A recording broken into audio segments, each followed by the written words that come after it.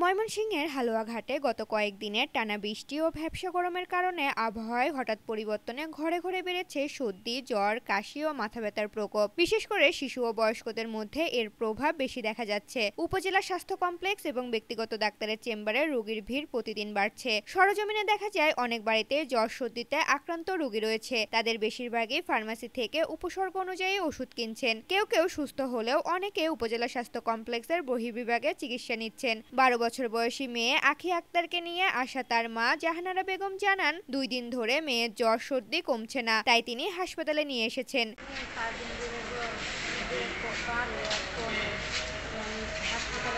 রফিকুল ইসলাম নামের এক বাসিন্দা জানান, তিনি নিজে সুস্থ হলেও তার 8 বছরের ভাতিজি বর্তমানে একই রোগে ভুগছে। ওয়ালটন এখন দেশের সীমানা পেরিয়ে পৌঁছে গিয়েছে 50টিরও বেশি দেশে।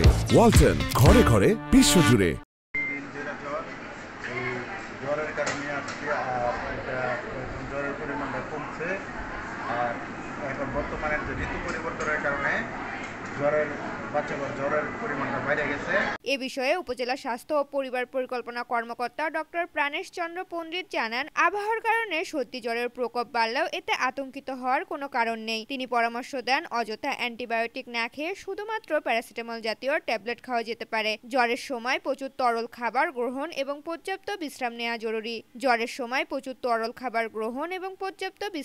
জরুরি। যে কোনো সমস্যায় দ্রুত চিকিৎসকের পরামর্শ নিতে তিনি সবাইকে অনুরোধ করেছেন।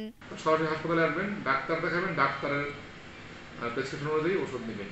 অযথা অ্যান্টিবায়োটিক খাবেন না। আর এটা নিয়ে উদ্বিগ্ন হওয়ার কিছু নাই। যদিও জ্বরটা বেশি থাকে, অনেকে খুব হতাশ হয়ে যায়, নার্ভাস হয়ে যায়, না কি যেন হলো, উদ্বিগ্ন হওয়ার কিছু নাই।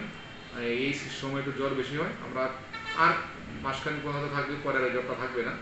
আর যখন কারো বাড়িতে হচ্ছে, আপনারা শুধু প্রাইমারি ট্রিটমেন্ট নেবেন এবং সাবধানতা অবলম্বন করবেন। আর যে কোনো প্রয়োজনে আমরা আছি, আমাদের স্বাস্থ্যকর্মীরা আছে, আমাদের সাথে যোগাযোগ করবেন। আমরা চেষ্টা করবো আপনাদেরকে সেই যতটুকু সাপোর্ট দেওয়া, যতটুকু চিকিৎসা দেওয়া। কিন্তু কেউ দোকানে বা ফার্মেসি থেকে অযথা অ্যান্টিবায়োটিক নেবেন না।